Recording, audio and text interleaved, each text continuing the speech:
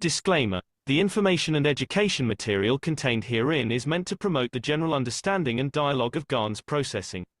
Such information is not meant or intended to serve as a substitute for a healthcare professional's clinical training, experience, or judgment.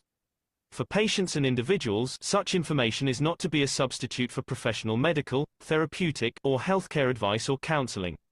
For medical issues or concerns, including decisions about medications and other treatments, readers, viewers, listeners should always consult their physician or, in serious cases, seek immediate assistance from emergency personnel. Prescription information, procedures, and use of medical devices information should be undertaken only by properly trained and certified medical personnel. We specifically disclaim any warranties, express or implied, including implied warranties of merchantability or fitness for a particular purpose. Such information is provided, as is, and is believed to be accurate at the time of its publishing, but it is the viewer's job to evaluate the accuracy of any information found in this presentation. Every case presented is of their own experience, applied by themselves for themselves, and it applies to their case only. Every person experiencing health problems should seek professional medical advice and consult their course of treatment with a doctor. The processes of plasma balancing described herein are a natural process which supports the body but does not replace medical advice or therapies one is already subject to.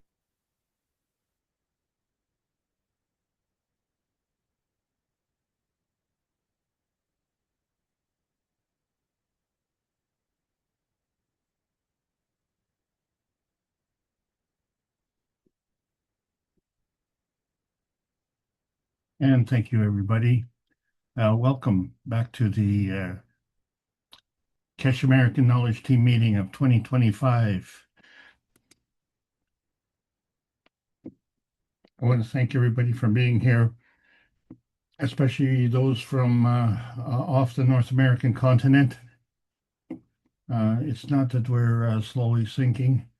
It's we all are in this together. And I want to thank you all for making this meeting as powerful as it is, following up on the big revelations on Thursday, which we've come to a watershed moment, and following up on the powerful meeting of the Brazilian team. This is the Cash American Knowledge Team meeting, and as such, we are looking forward to bringing together a new presentation. And the reason for it is because we're coming to a new point in time. And that time is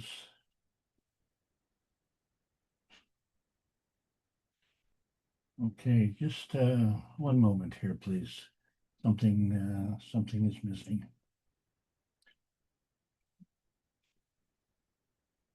Okay.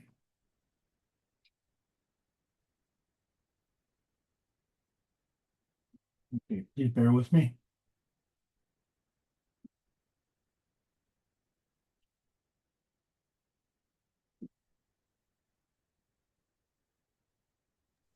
Yeah, it does seem like there's a lot of peculiarities that are going on with some of these systems. I know I put that invitation to join the Universal Council at 9 p.m. and now it's instead of being horizontal, it's vertical. So I don't know what's happening. Maybe it's the AI assistant just trying to be helpful. I'm not sure, but we can, of course, rotate it at any time. But I thought that was strange. It's never gone back into the tray vertically. It's always gone in the way we read it. But now it's seeming to be in a vertical position, but we can rotate it, as I said. I'm learning a few new tricks. Okay. Well, we're learning a few new tricks because suddenly I'm having trouble. That's okay. It's in a way we sort of expect it. Everything it's not a perfect world yet, but we are creating that land of milk and honey that the promised knowledge has arrived, and we need to introduce the others. And don't worry if you're not getting anything out of the store at this point in time. It's all being developed for you to have easy access to it in the very near future. And as Mr. Cash said, we may be using satellites. We don't need the satellites, as he said, but he did ask for a channel. And of course, this is all being gifted in a way, as I see it, to humanity. So fret not if you don't have anything from the store. It's being developed exclusively for all of us. And as Mr. Kesh said, this knowledge belongs to humanity. So you'll partake in the very, very near future if you haven't already. Well, I'm really sorry, Mark. That's okay. A technical difficulty here. Yeah, And we understand. We've seen what's happened to Rick in a number of workshops. This has never happened before.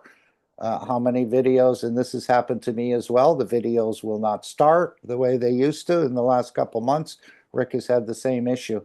Certain things don't seem, as he said, his mic was closed when he thought it was open. So many funny things, but no problem. We work with what we have and we go forward. okay, so let's see if we've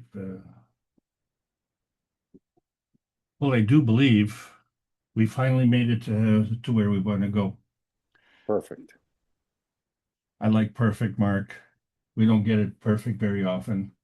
Okay, thank you, everybody. This is the Keshe Foundation Spaceship Institute Teachings on Plasma Science.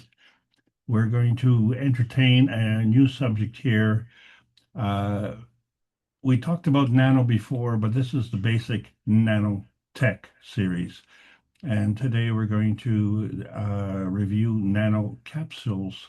My name is Alexander. I am from Canada. It is May the 4th of 2025, and this is part of the Keshe Foundation North America Plasma Education Series. So we finished off last week with the Advanced Inertia series, and this was a very important series to understand that what we're seeing in our manifestation is a product. And so that product is coming from the combination of two fields. And of course, the highlight of the whole thing had to do with preservation, because that's what we're all trying to do, is to preserve our position. And we don't actually know why. It's inherent. It's obviously well-determined, self-determined, and it seems to always be there.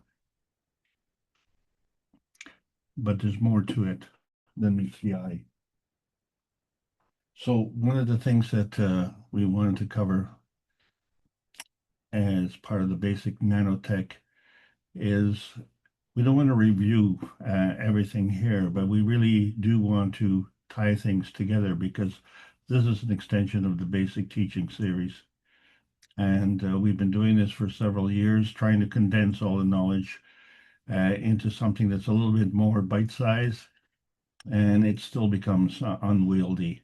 So it falls on each and every one of you to take what you can, take what you understand. And the only comment that I can make is that I'm thoroughly encouraged by the performance of the knowledge seekers, because the ranks are swelling. And when we say ranks, all the ranks are equal. There are no captains per se, although in the transmutation series we are going to have captains, because someone has to be in charge of the navigation.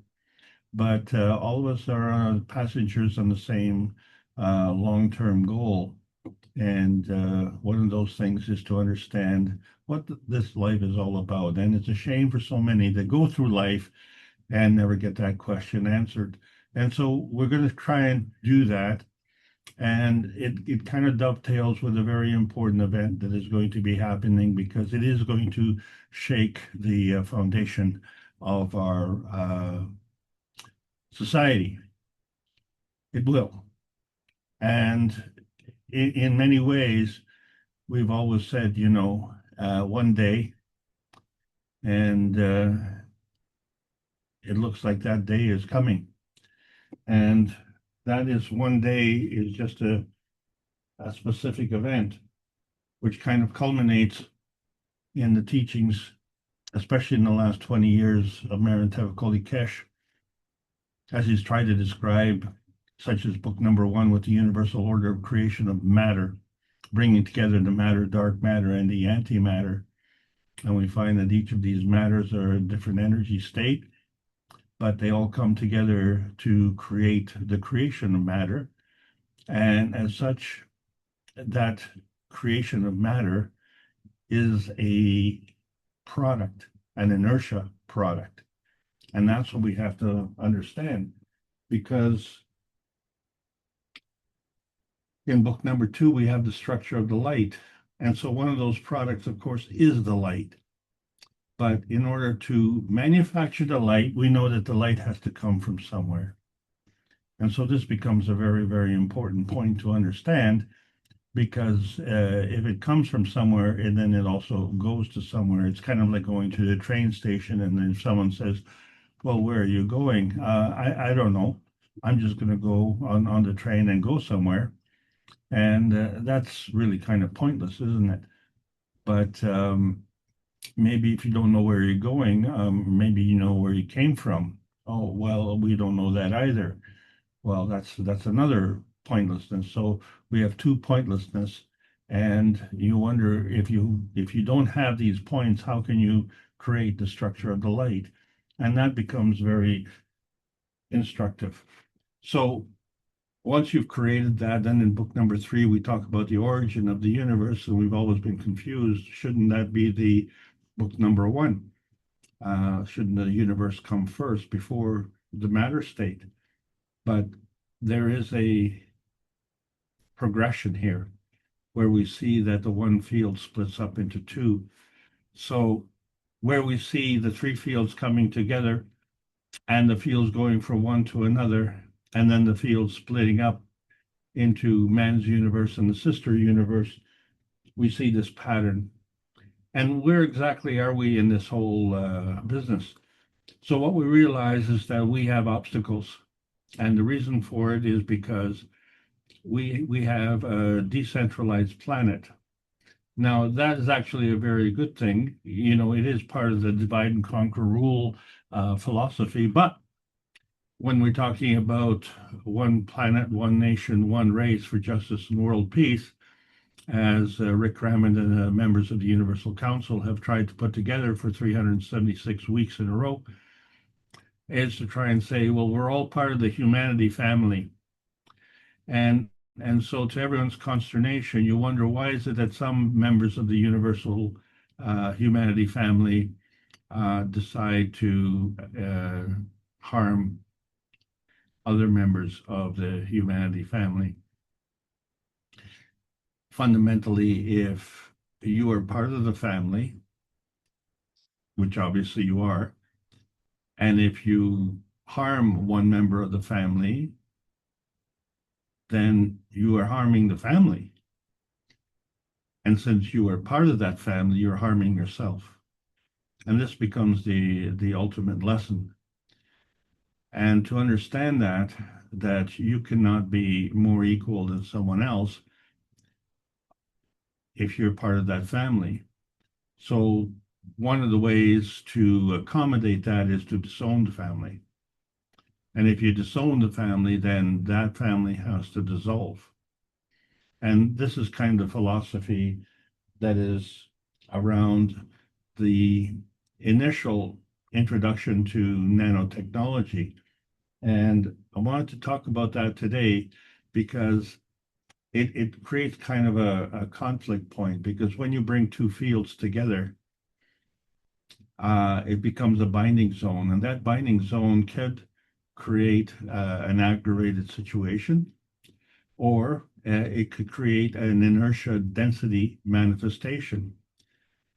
But it doesn't decide what it is that manifests. But what does decide is that the higher strength feeds the weaker strength. That's the plasma rule. So it seems to have conflict with the man-made rule, where the higher strength eats the weaker strength. And it certainly does create an inertia density manifestation. And in fact, that manifestation can be quite hard-hearted. In fact, it can be as hard as a stone. And it's all part and parcel of the energy binding for self-serving needs that we have. And the reason that this becomes so hardening is because we do it at the expense of others who are also working at the lowest energy state. So when we rob others of their low energy state, that's what we get. We get a low energy. Why would we be happy to get a low energy? Let's say, for instance, why would we want to eat the carrot when the carrot obviously has created itself using a higher form of energy? You know, if we want to take something from the carrot, maybe we want to take the energy that the carrot received. But the way we take the energy from the carrot is we actually eat the carrot. There's no reason to do that. It's only something that we've accepted as normal. And the reason for it is because if I want more, well, I can go get more. But maybe for some reason, I just want to have the perception of more. And the perception of more is very easy. If you have less, then I have more.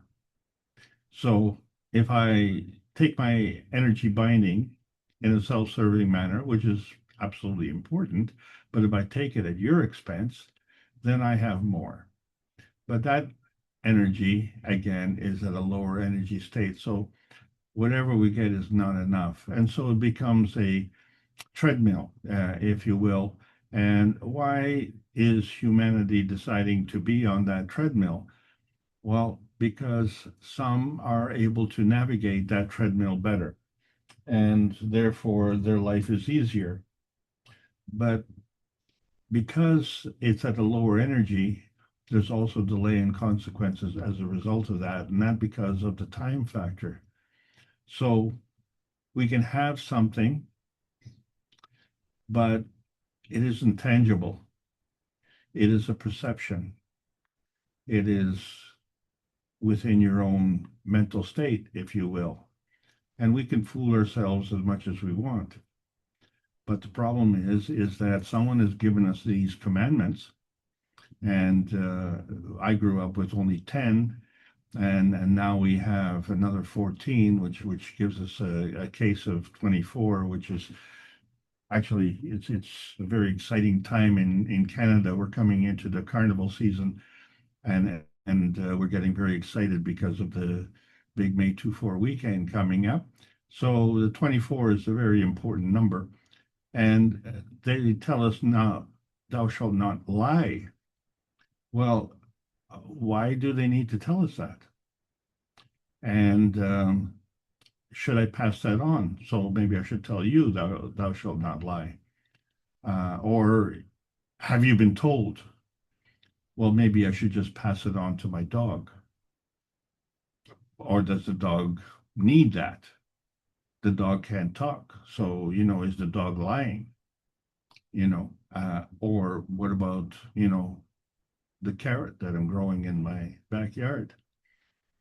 Should it not lie? Should it then not have commandments? How about 10 commandments? Maybe, maybe 15 would be enough. Or why don't you have the whole case of 24? That would be good, wouldn't it? But the commandments are for us, for humanity, which means that those who give us the commandments would also be obeying those commandments.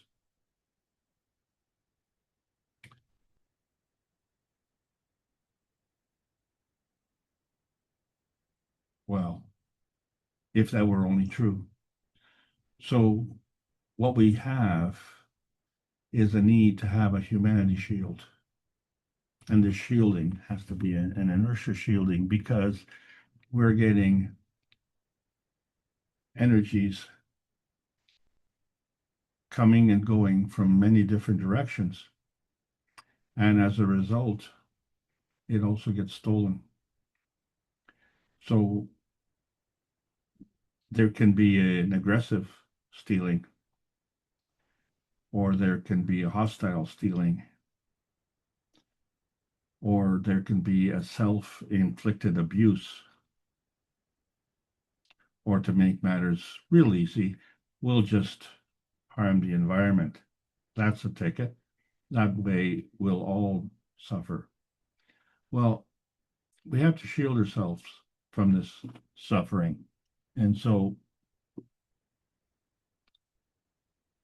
we need to know the rules.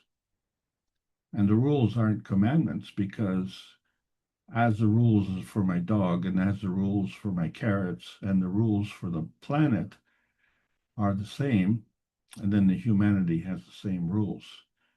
And so why do we have rules for some and not for others?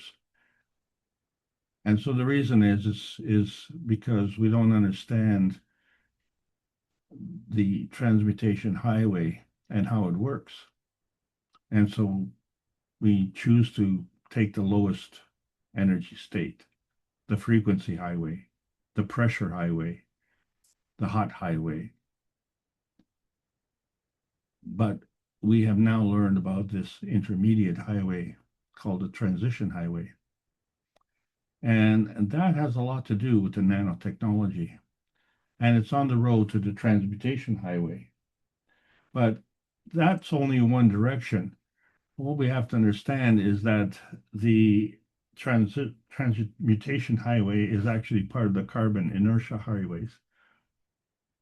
In other words, there's more than one highway. And so you could come to a certain destination from many different directions. And obviously many different experiences. But many of us up until now have only been choosing to look at the one way, and that is from our physicality. And we say, well, let there be light. Well, why is that? Because look, it's dark. The only thing that we can see is the light. We can't see the dark, but it's a two-way street. So maybe on the other side of the dark side is the light. And so if we want to go to the dark side, we're only going halfway. And that's where the penalty comes in. So there's some kind of resistance, some kind of threshold, some kind of holdback, because it's a two-way street. And in understanding this two-way street, what we found is that it's all part of the inertia system, which the inertia is a product of two different fields. So there must be two different portions of it. And so this kind of explains book number 2, doesn't it? Where you have the structure of the light. And so the structure of the light could be the carbon inertia highway on the dark side, or it could be the carbon inertia highway on the light side, or it could be the exchange of the carbon inertia fields crossing over. And we did that. So when we did that with the cups of life, we learned about the monatomic science. We learned about nanocoating. And that nanocoating was very different, because we either used a flamed nanocoat carbon wires, or we used caustic soda to nanocoat the copper wires. But the nanocoating allowed us to create GANs. But we find that there were two basic GANs that were very fundamental, and they affected us greatly. And it was a very appropriate time, and they were appropriately named the cups of life, not the cups of the pandemic, because they did affect our emotional strength and our physical strength. So by extension, we find that there are many different cups of life, many different ganses, and they range from carbon to calcium to zinc to copper, water and amino acid. But of course, everybody wants gold, because that's the brightest radiance manifestation. And it makes us all seem wealthy. But the real wealth comes with the cup of the soul. But the cup of the soul on its own needs two things. It needs solar physicality, and it needs an environment. It needs a physicality. And so there's an integration and a containment within the cup of the soul, where each cup has its own magnetical gravitational field force, and as such, its soul. And then the integration of these three cups together has a magnetical gravitational field force and a soul, a collective soul. And that's exactly how the brain works. We have a left and right hemisphere of the brain, and we want to bring together the copper, which is physical, and the zinc, which is emotional, together with the carbon, which is the connection to the rest of the universe. And so here we have the one-track cup of the universe. So 1 + 1 + 1 gives us more than 3, because we have the product, the inertia field of 3, which is our physicality and our manifestation of that physicality. But we still have the copper GANs and the zinc GANs and the carbon GANs. We don't lose that. It isn't consumed. It isn't dissolved. It doesn't just disappear. It's still there. It's still active, contributing to the magnetical gravitational force fields. And so the Earth is operating the same way. It has its own grand central station where all of these Earth ganses, and there's so many of them, and they're all different, and they all maintain this containment. And it's all part of the Earth. So the Earth is teaching us how things work, and we can create all these things. But we never asked the Earth how it created it. We just basically work like highway robbers and say, thanks for the minerals, and now they're ours. And what is the Earth to do when we rob the minerals from the Earth? Funny enough, it creates more. So this is all part of the angular density. And as such, when we talked about that before in that at great length at the advanced inertia series, we talked about falling, where we increase the density, increase the pressure, and increase the gravity. And we see that the angular momentum equals the moment of inertia times the angular velocity. And so there's the mathematical equation on how angels have fallen.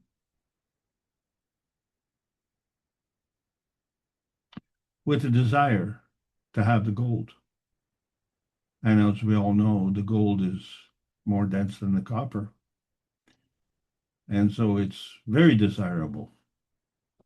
Well, what is going to happen on the weekend when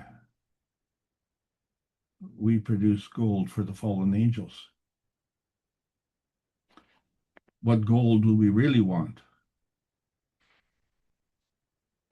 I think what we really want is vitality enhancement. And in order to get that, we have to enhance our emotional field strength and our physical field strength. Use our universal body enhancement spaceship units to enhance our vitality. And so, the question that we ask often is, when you fill me up, can you give me either regular or super? And we have choices, which one we want, right? And so that kind of becomes an extension of how we view energy. And of course, that energy is what we burn. And so we burn it in our engines that we drive our cars. And so when we gas up, we're concerned about octane. Octane is a hydrocarbon, and it's also alkaline because it's an alkane with chemical formula C8H18. And the condensed there we are, very dense structural formula, CH3, and then in brackets, CH2 times 6, and then CH3. So we find that we have CH3 as the energy bracketing the CH2 6 times. So octane has many structural isomers that differ by location of branching in the carbon chain. So we can manipulate it. It isn't just there, but it certainly is an inertial product. So we find that the carbon is not just carbon, because when we look at the hydrogen, it's not just hydrogen. We have orthohydrogen and parahydrogen. And so the relationship is where the hydrogen molecules with the covalent bonds remain, but the poles flip. And so the covalent bond remains the same because the north poles are rotating in the same direction and the south poles are rotating in the same direction. So there's a balance. And if you flip the pole, that balance remains, but the rotating field of the poles are opposite. But the north pole is opposite and the south poles are opposite. So the covalent bond remains, except that one hydrogen combination has more energy released for the purposes of rocket propulsion. So not all hydrogen is the same. So the purpose of it, of course, is for combustion. And so octane ratings are measures of fuel stability. That's right. So these ratings are based on the pressure at which a fuel will spontaneously combust. That's an auto ignition in a testing engine. And so fuel with an 87 octane rating burns more quickly, while higher octane fuels burn more slowly. So in engines designed for standard unleaded fuel, the efficiency and performance is optimized for 87 octane. It could actually perform worse with higher octane fuel since the burn rate is slower. So by changing the personality of the carbon, we have changed the combustion rate. So not all carbon is the same.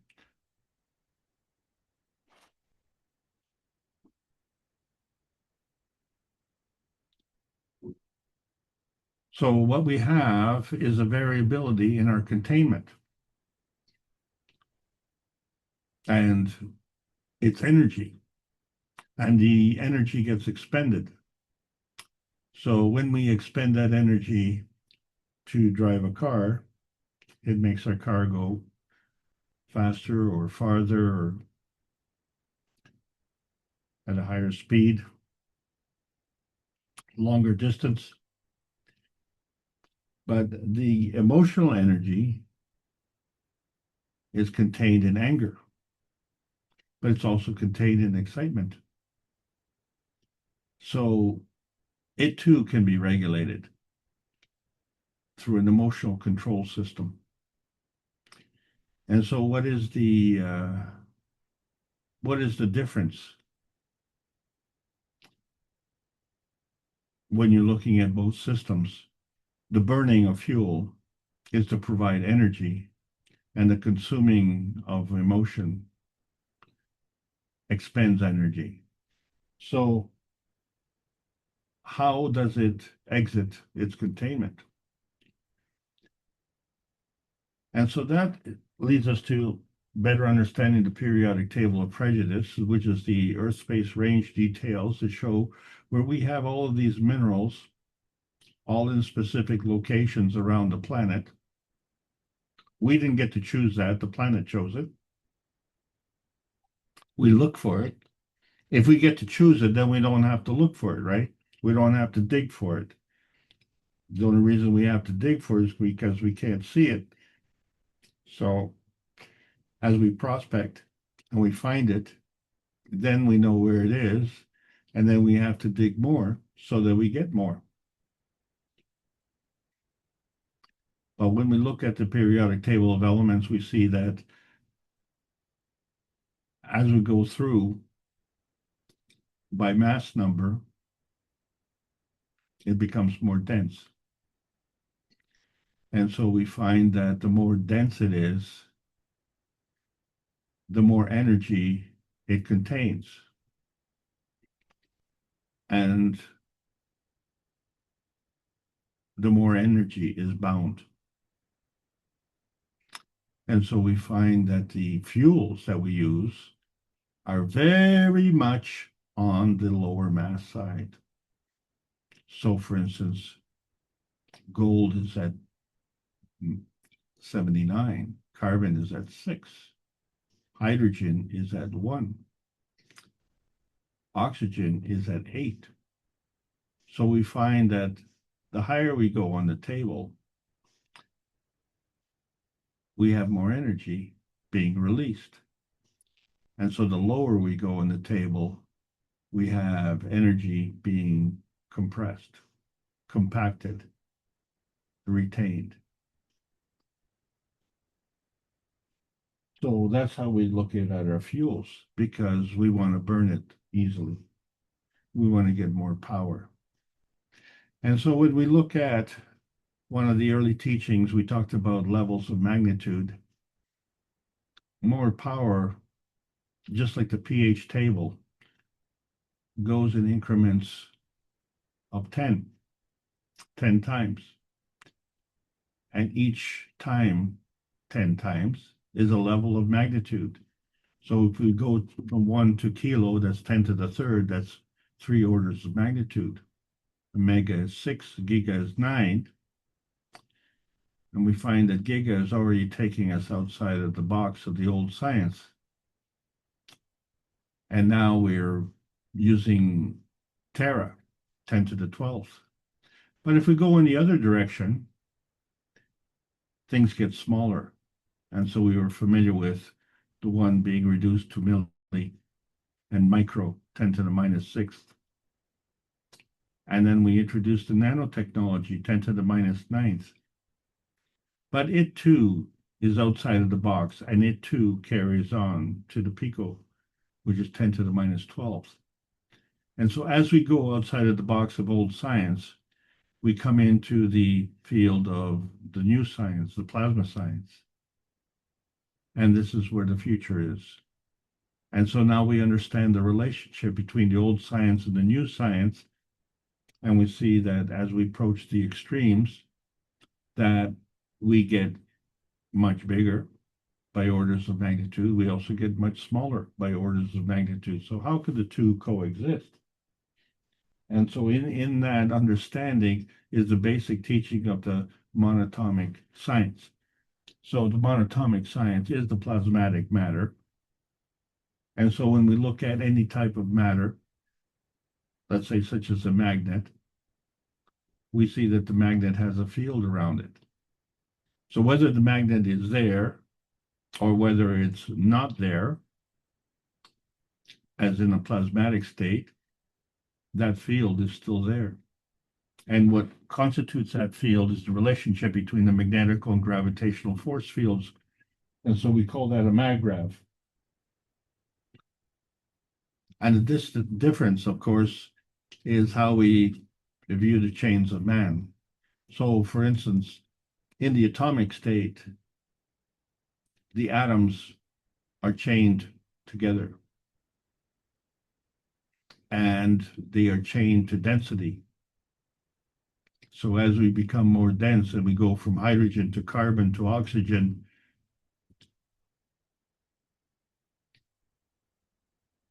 copper to nickel to gold and onto uranium, it gets more dense. But each element can be made into a monatomic state,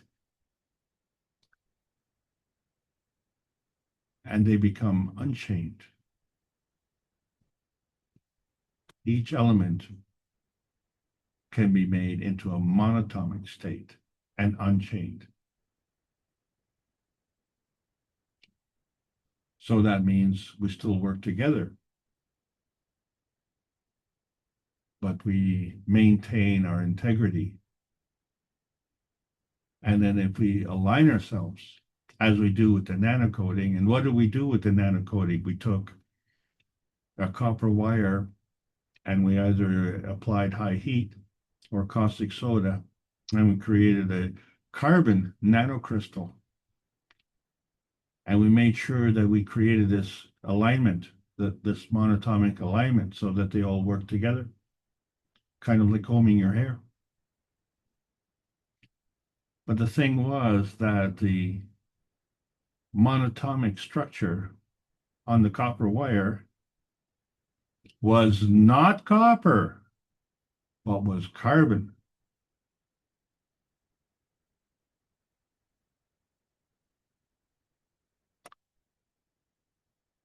So the copper had a layer of monatomic crystals. They were not monatomic crystals of copper, but they were monatomic crystals of carbon. And the more dense they got, they resembled diamonds. In fact, it was a diamond structure. Carbonate, which we know is extremely hard, much more dense, much harder than carbon. And copper, I mean. And yet, copper on the periodic table of elements is more dense than carbon. So we see the structure of the carbon in a certain configuration can outperform the copper. And we can do that for each and every element. So then the mass on the periodic table of elements is an elemental mass, but we can manipulate it. And usually the way we like to manipulate it is to do that physically. So one of the things that happens with the nanocoating is it creates gaps. And so interestingly enough, that these gaps actually create energy positioning. And because these nanos are like 10 to the minus ninth, it's actually more than millions, isn't it? It's billions of gaps. And as they come together, they create millions of maggraphs and millions of dynamic plasma reactors. And each one is a relationship between the magnetical gravitational force field. And so whether it's a magnet in terms of its physicality, we know that it exerts a force field. But in the plasma science, we find that a force field can also create an impactful field, and with it be contained within the magnetical gravitational forces. And if we go to the next three levels of magnitude, 10 to the minus 12, so the nano gaps become pico gaps. So there is a consistency. A lot of people talk about how chaotic things are, how random things seem to be, but that discussion is also consistent. So what we need to figure out is that on the scientific side, we have a consistency, and the religious side, we have a consistency, but we don't have a practical consistency because each one is all about self-preservation. And so we're looking for what is the factor that does that. And we consistently are looking for that. And many of us, as I said, go through life, we don't understand that.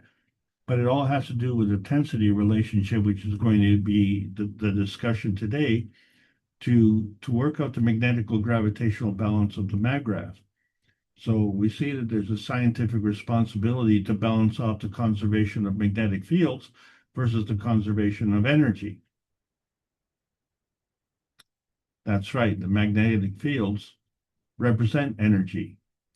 So when we look at the spiritual responsibility, the balance between the spirit and the soul, what we call the dream state, that too is energy. So it's the plasma science that adds to the knowledge of bringing these two scientific communities together and balancing off the energy fields between them and affecting the change. But the question is, at what rate of change? So the answer is, at what playing field are you working on? Are you working on the lowest energy state, or are you working on the higher energy state? And are there points in between? So we'd like to be, as they say, the four-wheelers of creation. When we look at the creation, which is the balance between the intensity and the outensity, and so we say there's a natural creation and a natural decay. But if we destroy things, that's also a creation. So why would we want to destroy things? But maybe we have to destroy things to create things. So that's also part of creation. So these factors are inertia bonding factors. And so we find as part of the creation that becomes very much a magnetical direction. If there's a magnetical direction, then there is a gravitational direction. And so we find that the relationship is the same. There is an intensity and outensity balancing with the natural creation, natural decay. And there too is an inertia bonding factor. And if we don't understand it, then we also tend to fudge it. But if we have a full understanding of creation in terms of physicality, then we have to have a basis of understanding, with the foundation being understanding where that understanding came from. So the knowledge base and the learning base are working together, and it's a two-way street. And so there's a bonding factor between the natural decay and the natural creation.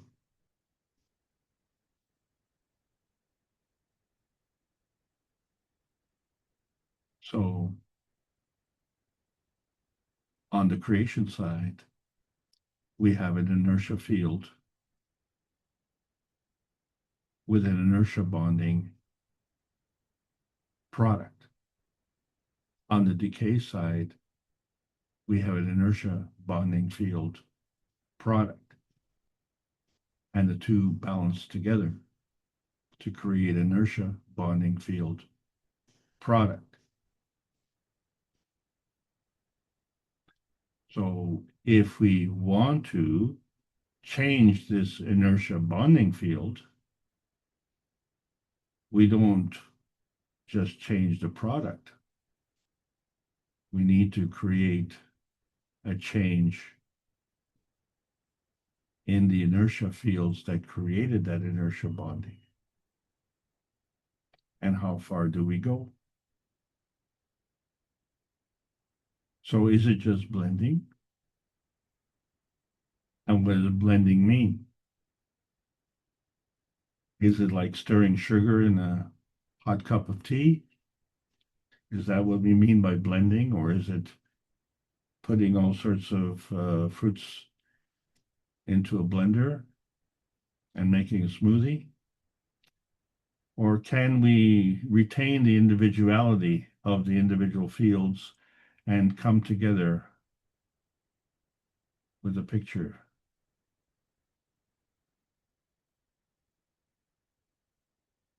And yet keep the inertia fields intact?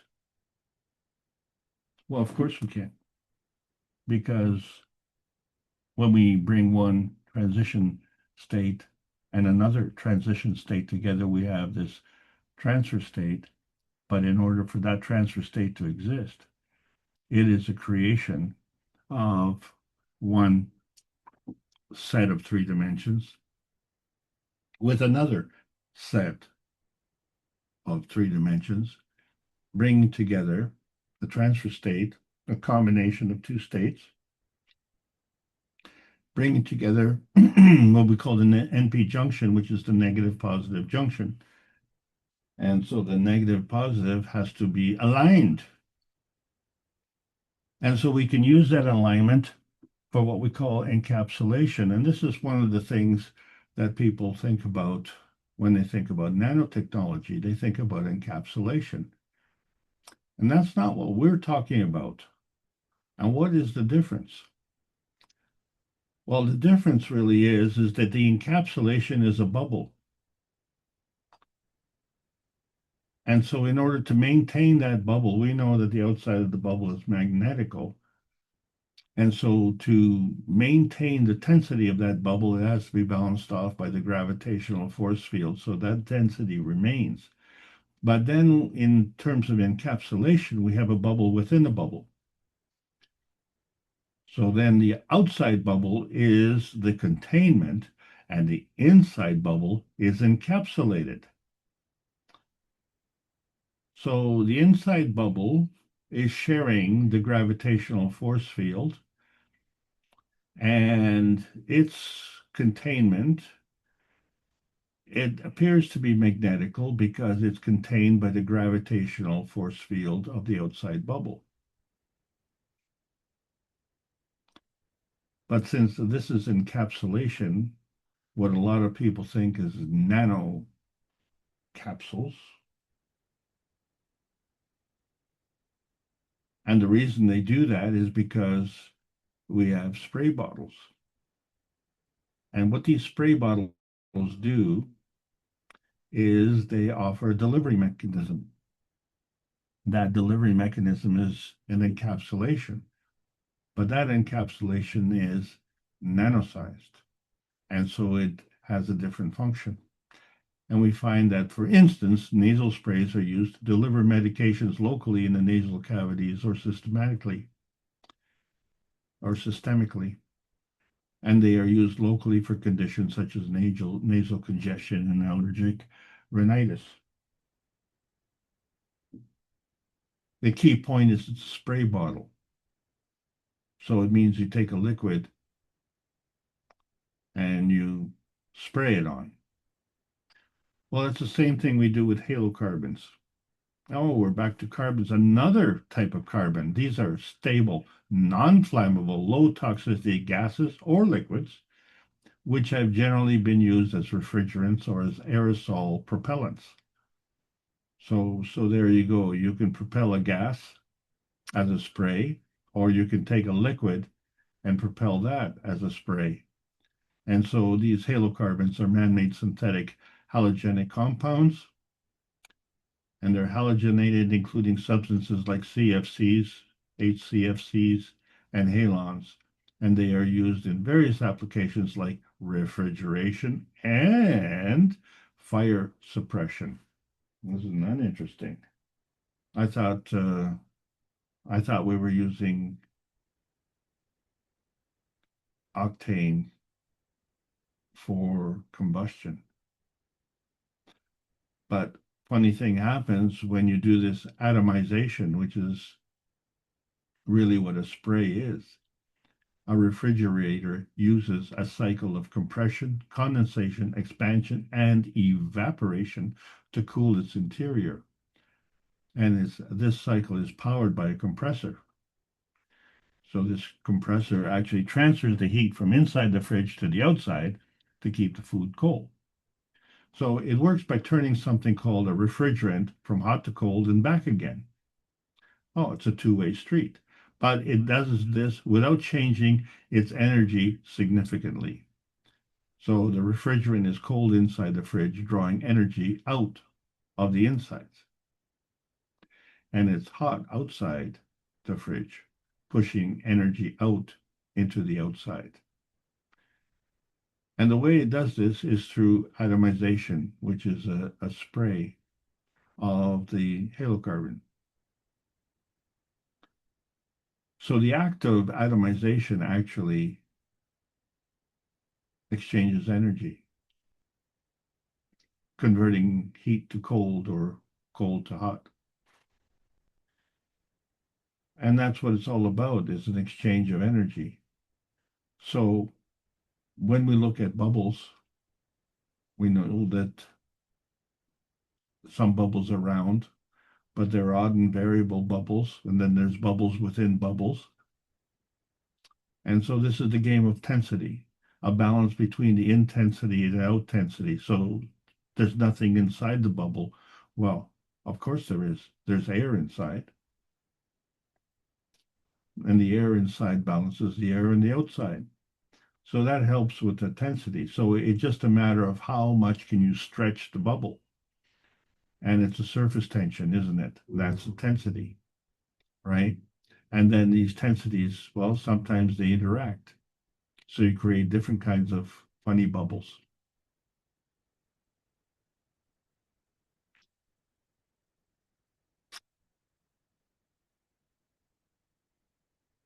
But when you do nanocapsules, you have this tensity stability. And the question is, how do you get the stuff inside? And so now we understand the role of atomizers, because the one atomizer, which does the containment, has a high tensity stability. And the other atomizer, which sprays the contents, comes together and gets encapsulated by the one that has the greater stability.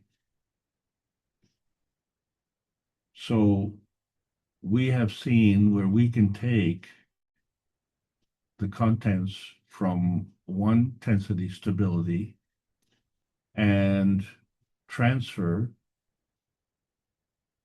beyond the out tensity into another bubble. But that's not what nanocapsules do, you see, because the intensity here is contained by the tensity stability of the containment. And so what happens when the tensity dissolves?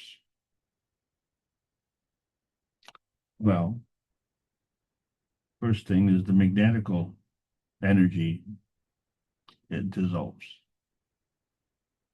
And so the containment gets released by breakage.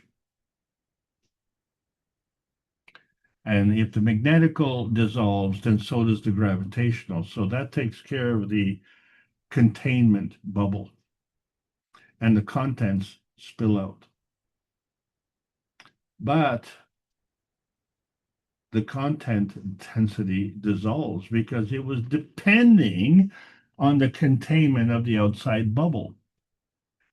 But at that point, that content, which has been inert and shielded by the out tensity, by the outer containment bubble, that content becomes activated. And that means there's a magnetical substitution. The content is still there because it has a gravitational component. but it cannot contain itself within the bubble. It has lost that containment, so it has to exchange that with something else. And so you have a delivery mechanism, and this is what we talk about when we talk about nanocapsules. This was the big breakthrough in nanotechnology. But that technology is physical. It's the containment at a nano-sized level of inertia product. So the inertia product that is being contained cannot contain itself within its field, but it starts to flow magnetically. And it goes wherever it wants to go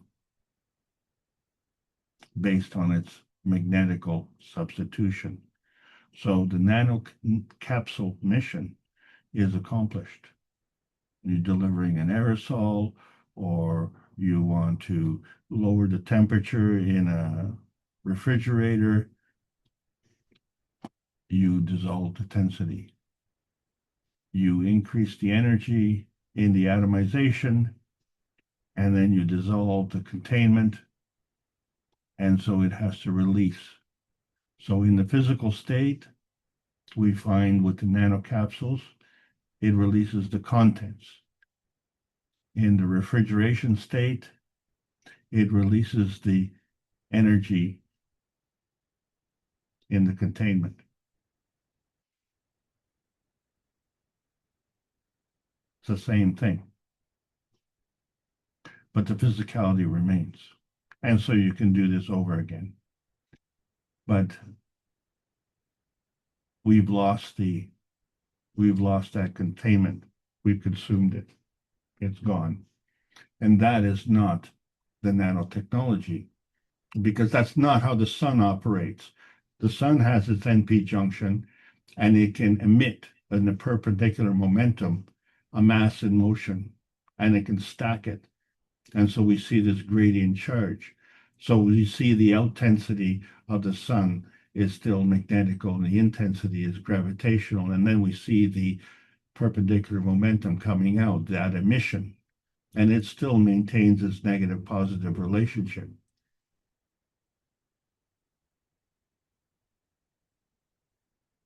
And it creates this rotating field, which is a containment field. So the intensity and outtensity containment remains. So that energy that is within the sun is emitted out of the sun and is still in its containment. So that becomes the gradient momentum, because now it's taken that energy from inside and it's put it in a delivery container. That is the plasma nanotechnology, not the nanocapsules. The nanocapsules is a physical transport system. The energy from the sun is a plasmatic transport system. And that's the energy that we depend on for our field preservation. Because when we're looking at the aura layers, they are maintained in a combination. There's an aura interaction, and there's an inertia manifestation, and it's based on an interaction between the left and right hemisphere. And that creates a nanocapsule, which is the priority of our self-preservation. It doesn't dissolve, it doesn't just flow all over willy-nilly, but it is contained within our aura. And it's part of our field preservation. Now, how do we manage that? And that's the lesson that we need to learn. That's the practical application of the learning of the plasma science, because it's all part of the MAGRAV energy transfer state conservation of inertia. And so when we talk about the nanostate and the nanocapsules, that is a field that can maintain its containment, and it is a field that can maintain the energy within that containment. And then from that point, it can either, based on susceptibility, elevate to the GaN state or reduce back down to the atomic state.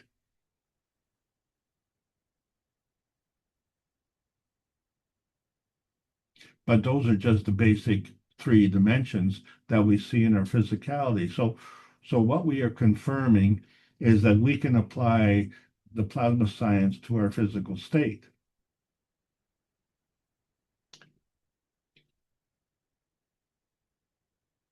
And so we understand that the MAGRAPH pathways have to do with the feeding and the feedback of the force fields of attraction and repulsion, representing the gravitational and magnetical force fields of the intensity and the outtensity.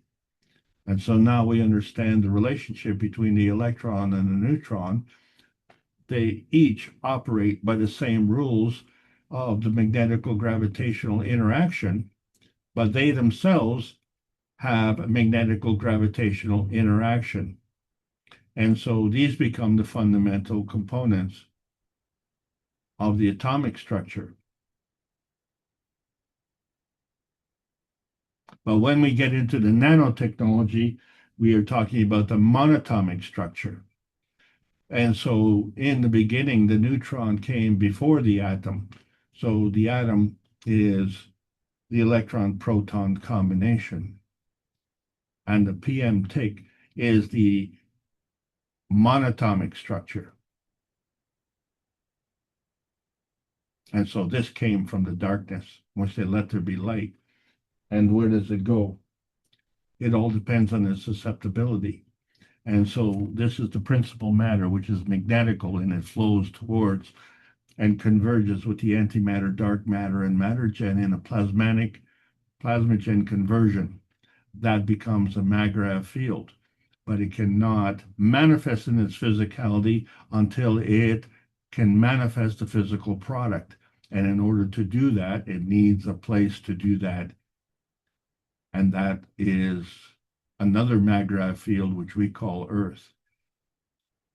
And we're so grateful for that,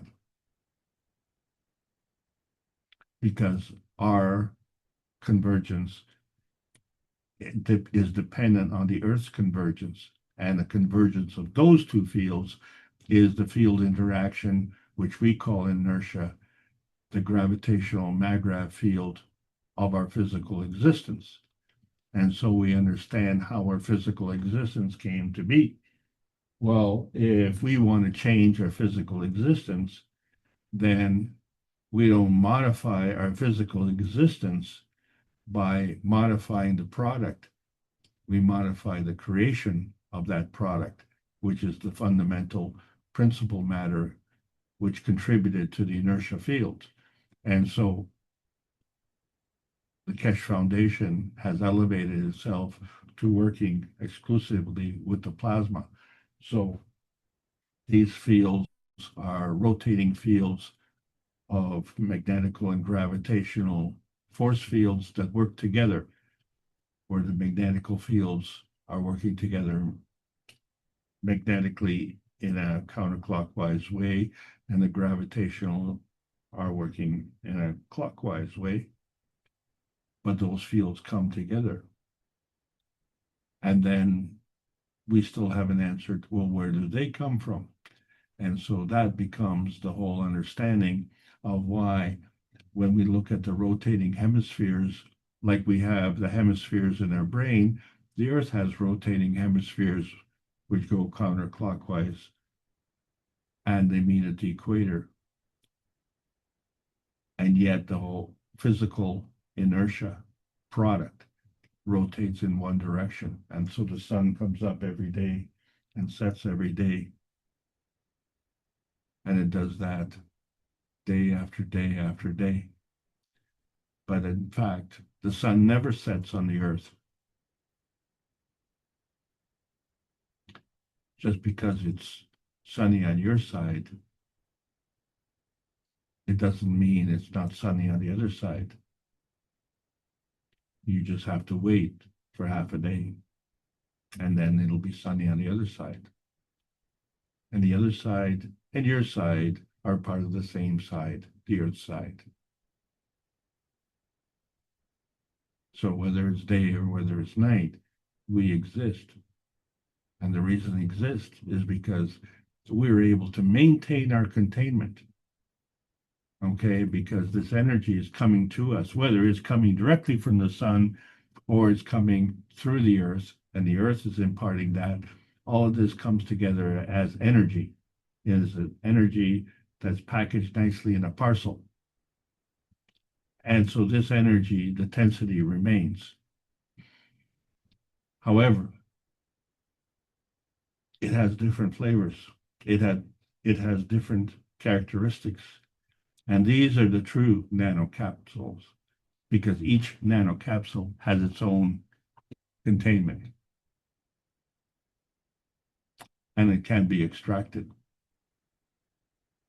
and not lose its containment and not spill out all over the place.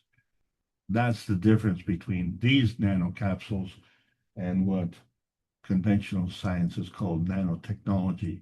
What we're talking about is understanding the matter plasma dimensions.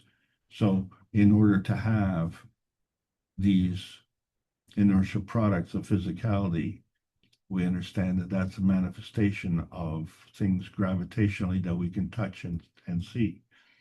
But it came together magnetically as part of the feeding systems of the plasma, where we can't touch it or can't see it, but it's still part of the matter plasma dimension.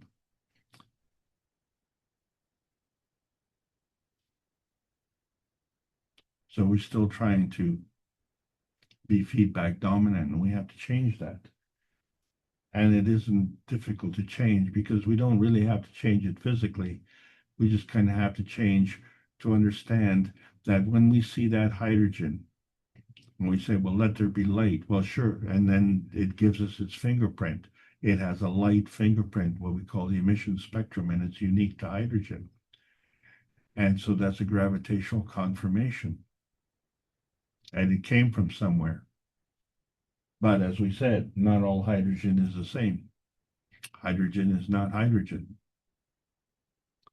Well, likewise, oxygen has the same gravitational confirmation. And it has a unique emission spectrum that's made by light. But if oxygen and hydrogen come together, and hydrogen is not hydrogen and oxygen is not oxygen, well, then what is water? And how many people have told you, well, water is just water? Well, is it? Or is water an energy parceling unit that contains the hydrogen and the oxygen in regardless of what kind of constitution it maintains, and being a magnetical gravitational relationship? And it's, we know the mass of the hydrogen and the mass of the oxygen are different, but the maggrav conditioning is round. So how is that possible in its physical state? So that becomes a unique characteristic of this energy parceling unit. That's why water is a universal solvent. And so as a result, so we see that everything that is part of our nuclear feeding inertia is all a fragment of the complexity. And we say that complexity, we look at the periodic table of elements and we say, oh my God, is it ever complex? There's so many elements. And then we see that each element has its own field strength depending on its position. And so when we bring together the inertia feeding, where 1 + 1 + 1, the matter, the dark matter, and the antimatter come together and create more than 3, then we have the product. And whether it is in its physicality or whether it's in its plasma state, being in its matter state, this is all part of the balance. So when we look at these nanocapsules, they have multiple layers. They are the captured fields, and there's a natural selection of the fields that they capture, isn't it? Based on the magnetical relationship. And so that magnetical relationship is translated into multiple densities and it's reflected in the gravitational containment. So then we see the multiple layers of the multiple densities and the multiple spheres. And they're all part of the captured field, but not all of the fields. Some fields just pass right through. And so how do we choose what it is that we want? None of that is being determined here, because what we have is we have the formation of the nanocapsules. And they're undifferentiated, aren't they? And the thing that we want is gold.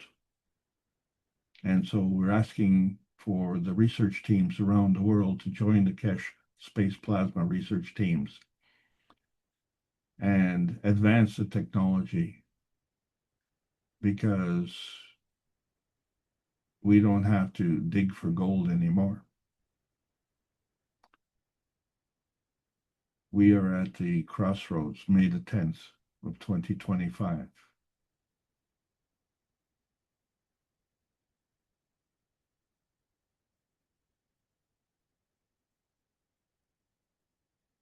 And this is all part of the transmutation training, to understand how not only can we manifest gold, but we can manifest our plasma state, our emotional state, and our physical state. And we all need to practice this. And so we will be continuing to do that this week as the extension of the transmutation flight training continues. Transmutation is a range transition that transcends the different inertia fields of the transmutation dimensions. And so the laws of conservation govern the covalent, the trivalent, and the tetravalent bonding attributes. So the containment of inertia is manifest through the containment and contention of equality. The soul of the man cannot be abandoned nor compromised, and the color of man is based on the integration with the soul of the man. That is the integrity of man. So when we look at our reality, we have to understand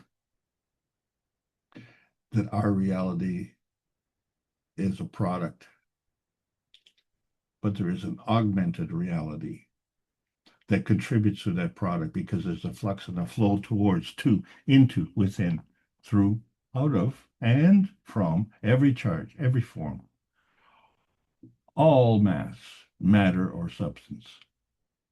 So we can intensify and extensify what we are, because we are and we need to be connected. That connection is what supports the flux of the continuous change.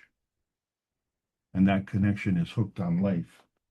So life is for learning, life is for living, life is for contributing to the greater oneness. And for 588 weeks in a row, we have brought the Knowledge Seekers Workshop into the public domain. And it seems that we are going to be suddenly transcending the limitations of nuclear science. It's only sudden in relationship to the rest of the world, to the rest of the universe, to the rest of the cosmos. But in our tiny little perfect world, it's taken a long time. So we're on the verge of a technology release, because it's hard to sleep when our beds are burning. We need to have a rescue, scientifically, financially, political, and also from a preservation point of view. And it comes from within. So where do we sit within all of these dimensions? Are we looking at the convergence of the universal order of creation of matter? Or are we looking at the divergence of the origin of the universe? Or are we stuck in the middle? Not quite sure which direction to go.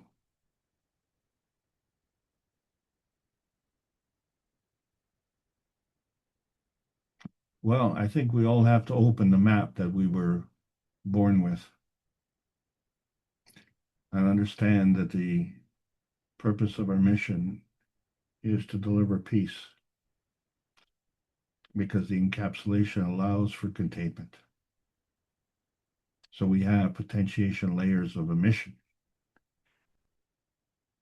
and each point on the pH of peace is like the many points on the field strengths of the dove. This is the Keshe Foundation Spaceship Institute teachings on plasma science, welcoming all the beautiful knowledge seekers learning about the new selection process of the new plasma science. It requires a world peace treaty because that's the ticket to the new playing field. You can choose it. You can sign it. You can adorn it with your soul. The world peace ticket is the way we get into the new frontier. The true nanotech maintains integrity of a new dawn. We're on that verge. And so we ask, is the peace dome of outer space an umbrella, or is it a fountain? Is the inertia of the present governed by the dimensions of history? Or can we change the history? Or can we change the inertia of the present? Well, we can learn the encapsulation of self in a universal context. So the inertia of self can migrate through tensity breakage. Nanotech capsules put us at the crossroads of the new physical transmission dimensions. Plasma science is delivered daily via the Peace Dome in a practical exchange for peace on Earth. So welcome to the new outer space age. Thank you all for allowing me to present. Thank you, Alex. Again, rather intricate here with all these twists and turns and the rest of this. I'm just thinking we just need a couple cosmic ray balls on the side of our head and we're off and running. Of course, you have to tune into it as we understand, but it seems it could be much simpler. But that's just the way I'm looking at it. Let's see. Thank you for a beautiful presentation. Let's see if any of the participants would like to ask a question or make a comment, take an exception. Micah says thank you. Micah also says he has a new book. I guess it must be an ebook, Rewire Your Mind, the Neuroscience of Mindfulness and Success. Thank you, Micah. Anything you'd like to say about that? Of course, he's also thanked you, Alex, with the hands. Thank you, Mark. Yeah, no, I've just put my heart and soul into that book. It's been very profound. I've been studying neuroscience and neuroplasticity and how we can rewire our brain to kind of create the life that we would like to live. And I find it to be very fascinating. It's changed my life, and I hope I can reach others in a very positive way with it. So thank you very much. Yeah. Does that mean you can take the killing out of our structure? This seems to be a major concern, at least of the universal community.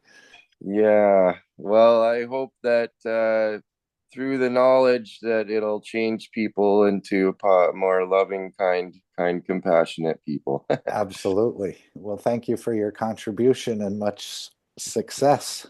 Thank you so much.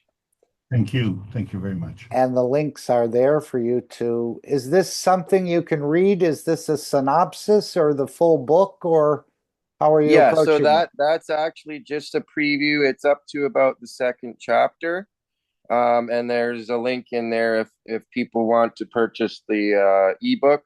It's only $9.99. It's about the price of a couple loaves of bread for the ebook. But I'm in the process of also publishing it hard copy and paperback, as well as an audiobook as well. That's coming. Beautiful.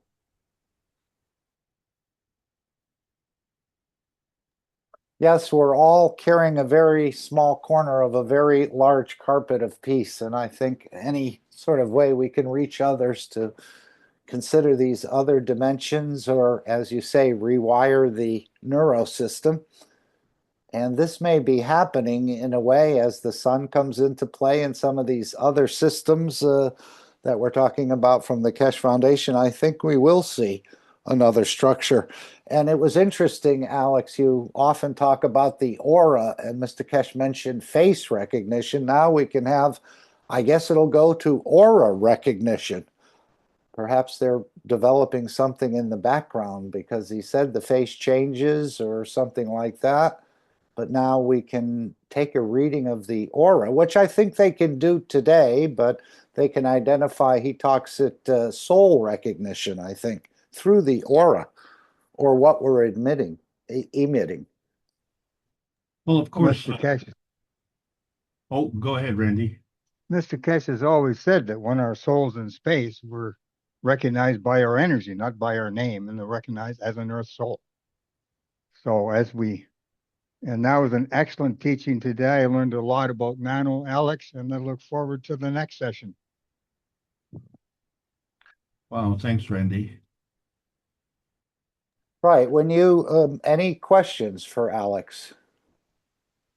When you mention inertia density manifestation, this applies to both the matter state and the energy state? Exactly. Okay. Oh, yes. Now you Mark, talk. you can move to the front of the class now. I prefer to stay out of the. I prefer the back of the classroom, and probably to stay out of the public view. As I've often said, I don't need the name, the face, or the place. You mentioned about plants. Do they need to sign a peace treaty too, or can mankind learn from the behavior of the plants?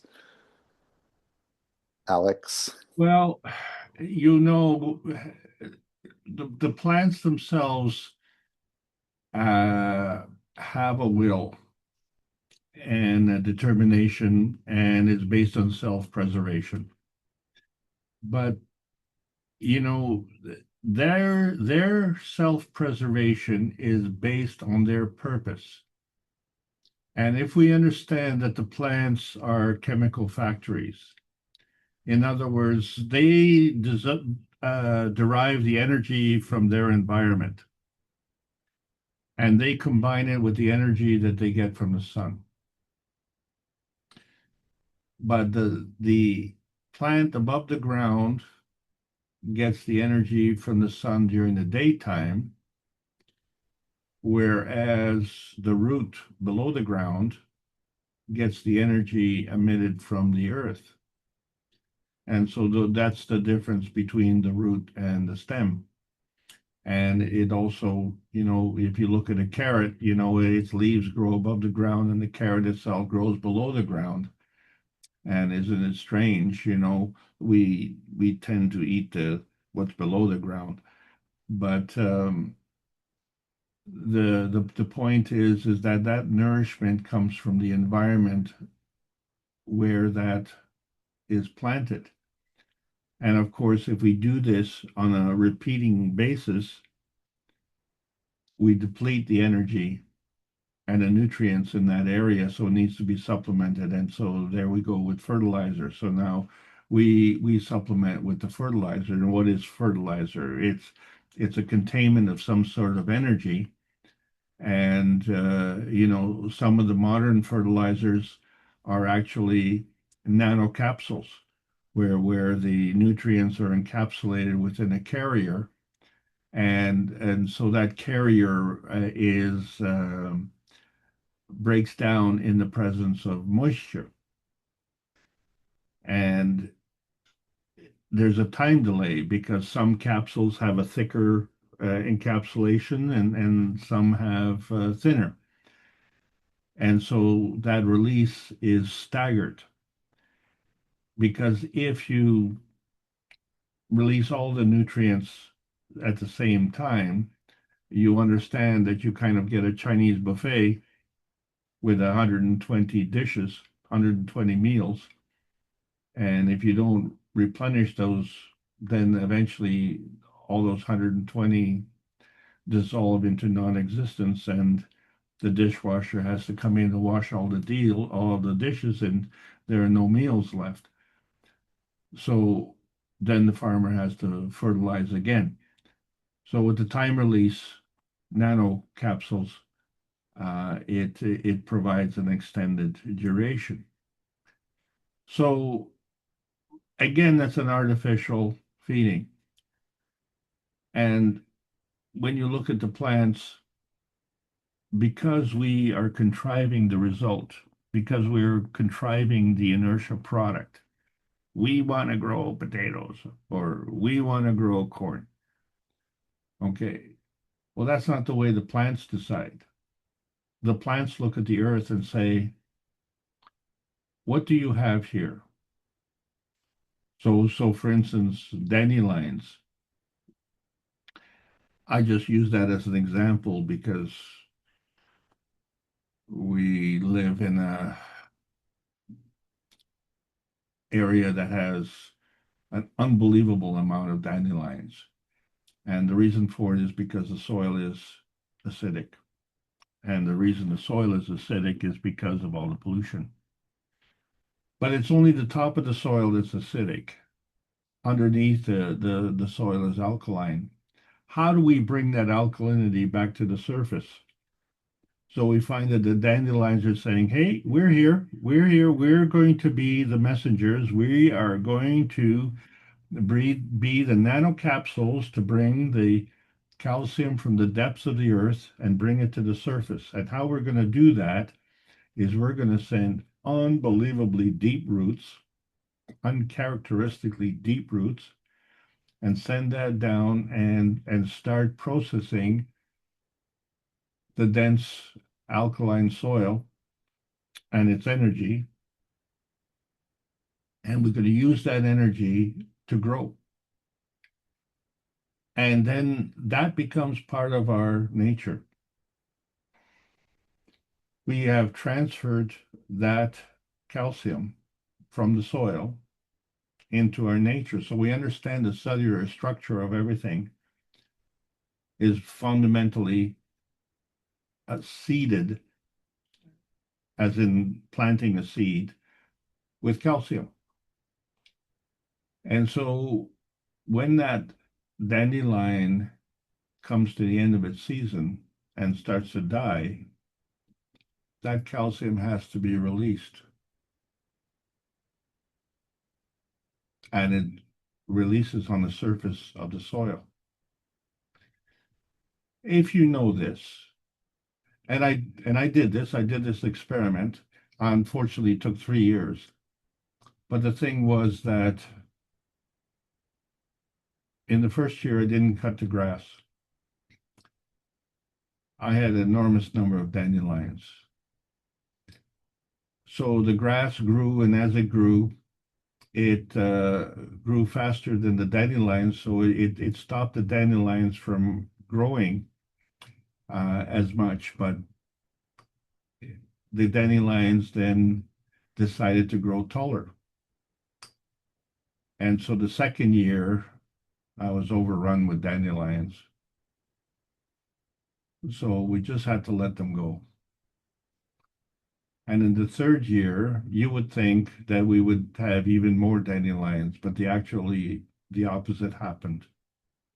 And the reason for that was because the grass grew even thicker. And so the seedlings of the dandelions couldn't even begin.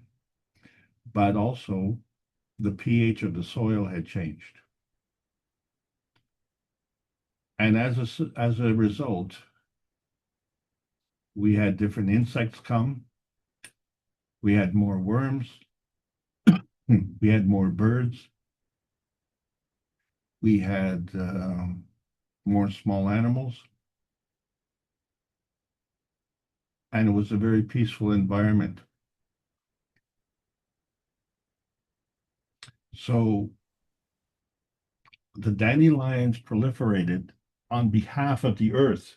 This is what I'm trying to say. Their self-preservation was based on the earth. Back to you, Mark. Yes, you've showed us these dandelions at one point. What were they, a foot or 2 feet tall? I thought I remember a couple of pictures from you in previous sessions on dandelions. But again, I think they've already stopped the killing. This is part of the teachings of the Keshe Foundation, that the plants have a lot to teach us.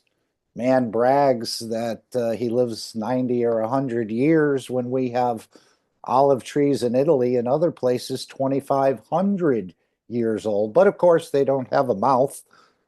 Then not all plants, as we know, most of them are on board, but we do have a couple like the Venus flytrap that apparently does digest other things, but the plants have learned to feed plasmatically, as I understand it.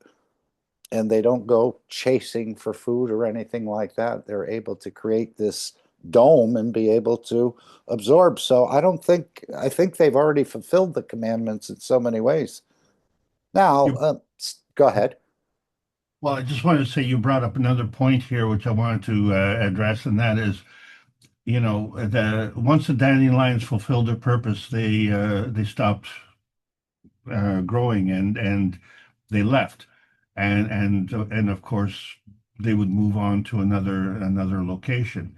Now it's because I didn't cut the lawn, and the abuse that I took was obviously from my neighbors and the bylaw officers.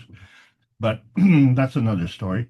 I was going to say, good thing you weren't in Florida. You'd be fined up the kazoo for not cutting the lawn in certain communities or certain towns. It's fundamental, neighborly Nazism. Anyway, the thing is that I often question if you had a cornfield and all these locusts came, and I was just talking about fertilizer and stuff like that, but because of this um, man-made fertilizer technology, with the nano capsules and everything, and the gene modification. If you're a locust and you're looking at a cornfield, you're not seeing food and income for a farmer, food for a nation. You're seeing a party, right? And so you bring all your buddies and all these locusts come. Well, the reason the locusts come is because they're coming on behalf of, on behalf of the corn. Well, the corn is growing on behalf of something also. So the locusts are eating the corn on behalf of, the corn is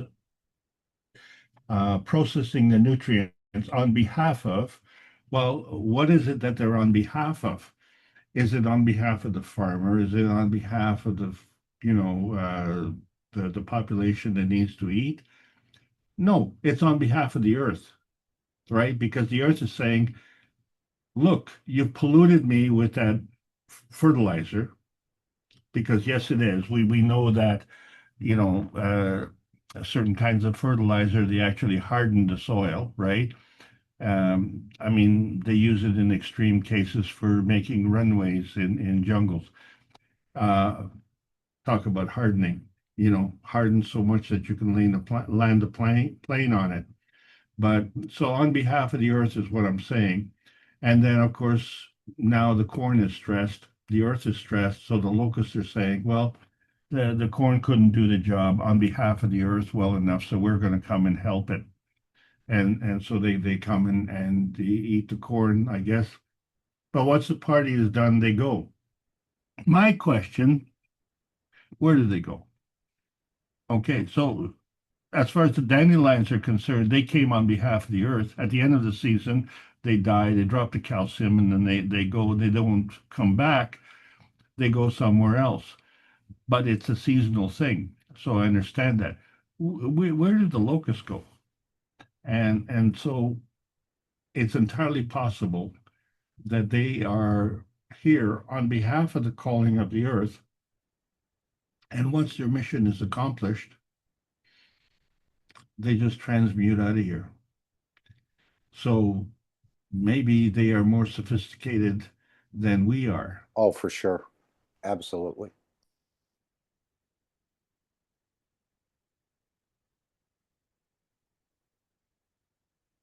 And mentioning dandelions, Carolyn says, I used all parts of the dandelions. They are sacred in indigenous culture. Made a couple of gallons of wine from the flowers this last week. Super good for detoxing the liver. All parts are used for green buds, etc. Well, thank you. Well, I may add something to that, please. So that is a brilliant comment. But there are those who, are working in opposition to you, and along with sprinklings in our atmosphere and just pollution around, those crops are coated with these toxins. And so in the process of concentrating these toxins for the benefit that we have intention of, we're also, increasing the toxicity levels there as well. So prior to manufacturing it, we have to segregate the two, and we can do that by altering the washing means by way of altering the pH. So if we were to use highly alkaline water, we could extract these pollutions from the base material, in this case being dandelions, or it could be cucumbers or tomatoes or potatoes, whatever. But the thing is, it does that through the NP junction, the balance of the magnetical gravitational field forces. So because these things are all in the physical state, and they're all created within their own balance field, but they are sharing their magnetical force field because they're sharing it with their carrier. So by segregating it, we donate a magnetical field to them, so they have this containment, they get dissolved within the alkalinity. And that is one of the way we detoxify a lot of the vegetables. Well, if we take it to the extreme, we can detoxify the environment as well. And if we go to the next order of magnitude, then we can also detoxify from heavy metals. And so this is where the Keshe Foundation is going, is to continually extend the frontiers of knowledge so that we can come to the calling of this planet. It's this planet that is doing the calling, and what we need to do is to understand the purpose of our life is on behalf of the planet. And when we understand that intention, then the inertia manifestation of the product of what we call our humanity physicality will also be energized. Back to you, Mark. Right, and you mentioned the locust, and I think Mr. Keshe said using that cosmic ray material, they could actually create a dome where these locusts and pests would not come in and just totally wipe out the farmer in one go. So I think this can be used in another way, and we'll stay on plants for a moment. I remember asking about I used to have a dog, and when it would go to sleep, you could see the legs running and the cheeks puffing out when it was sleeping. And I asked if the dog was dreaming, and he said, of course it's dreaming. So they have the same sort of capacity as we do. Maybe they were dreaming about the mother or something else. You could see the legs moving, the cheeks puffing out when it would kind of poop, like bark in a very soft way. So now, can the plants, since the plants have a soul, since the plants have intelligence, and since the plants can reproduce and they have an emotion, would you consider plants able to travel the universe as well? Perhaps in their dormant period? during the night? I would think yes. I think yes too, Mark. Yeah. There you go. You It's a asked- concept again that I never really thought of, but since they have a soul and emotion and intelligence and can reproduce, they probably have a very active um, connection to the universe. So if the rule for the planting of the seed from a plant's perspective, okay, not the farmer's perspective, but the plant, it creates a seed, and some of these seeds have wings or parachutes so they can flutter away from the center of the stem, right, and propagate. And wherever they germinate is based on behalf of the earth. So in other words, on behalf of the environment.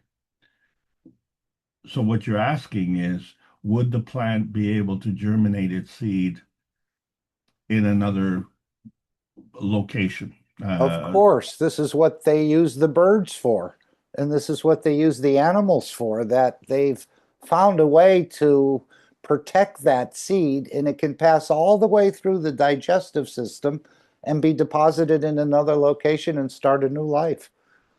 They're quite What intelligent. about going to another planet?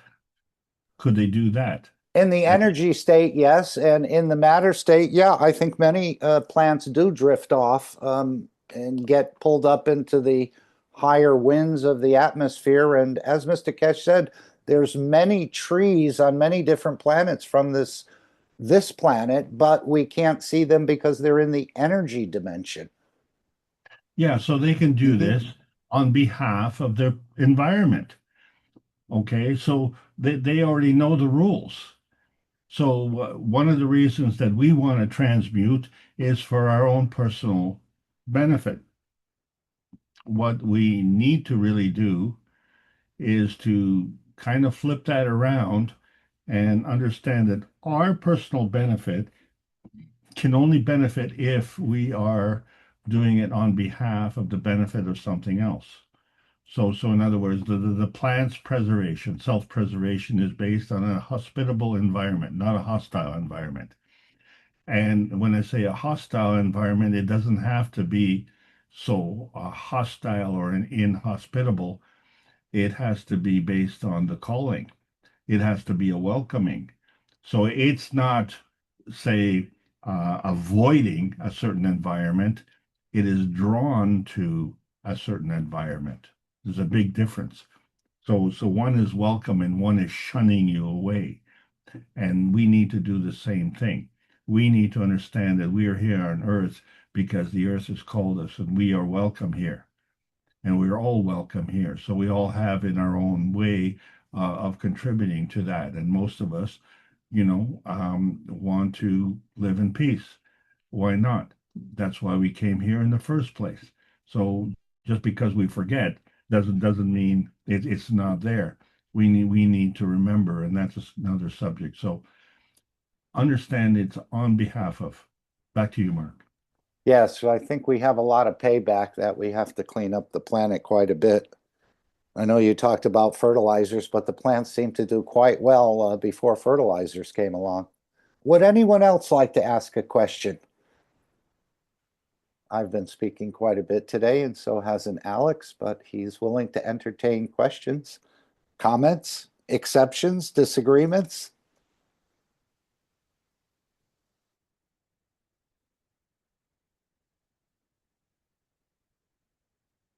You were mentioning the nano coating as a carbon. I was thinking the creation of the universe in the Coca-Cola bottle. Is that he mentioned a graphene or an sp2 or an sp3 is being formed on the parachutes that were in there, the copper parachutes, through the interaction and so on.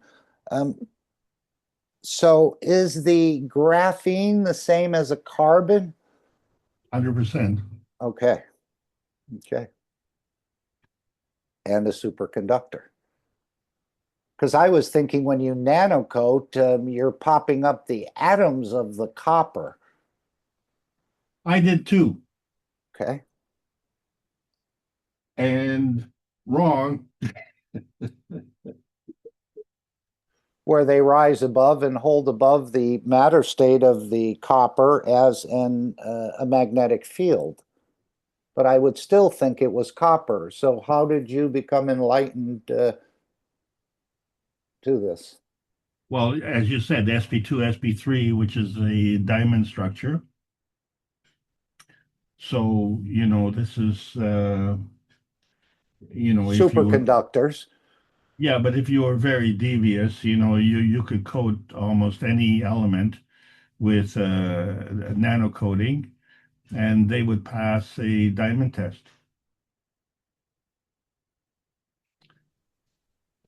That's deceptive, though.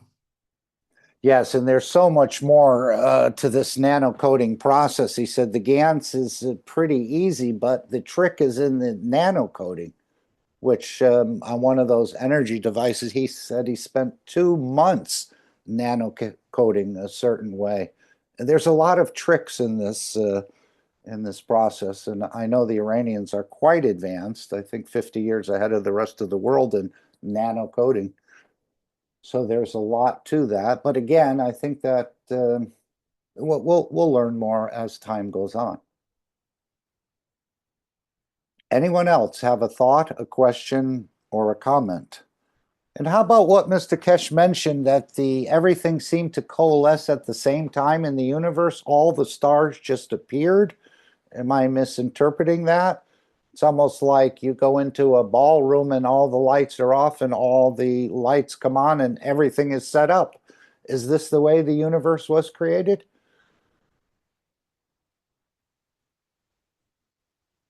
It just all coalesced at a certain time? I It know. would have to. Go ahead. Mark, it would have to. Because in order for us to come into a place, in order for us to arrive at a destination, that destination has to be there in the first place. And at the point of arrival, if we look into outer space, well, we can't see outer space. If we look at in between space, that we can see.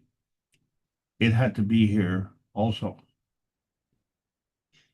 So what we see, outside of the Earth's atmosphere and what we see on the Earth's atmosphere was here before we arrived. So how much sooner before? Well, in its particular manifestation, it arrived at the right time. Yeah, because I thought it just started off with a small field and then it added to it and added to it and built up. Oh, And yeah, even that's the correct. Earth is expanding today, right? Tons That's of correct. material are getting deposited on the planet, and the planet is expanding No, that the way. planet is getting more dense. Okay. It has to absorb all this energy. Right, but I'm saying there's materials being added to this planet on a regular basis. Right, that's what's contributing to the density. It's the same thing that happens to us.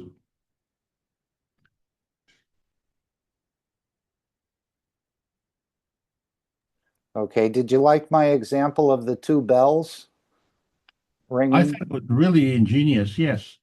And this goes back to all of the things that we've been saying. Everyone has to take the knowledge from their own way because you have to teach others, but you have to teach within your capability. This becomes very important because you want to be fair to the person that you're teaching, right?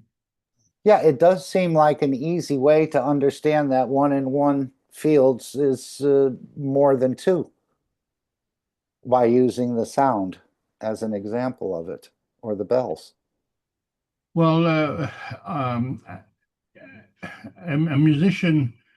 Well, let's talk about someone who's really fussy, a violinist. They will really they will pick a violin meticulously based on the harmonics, right?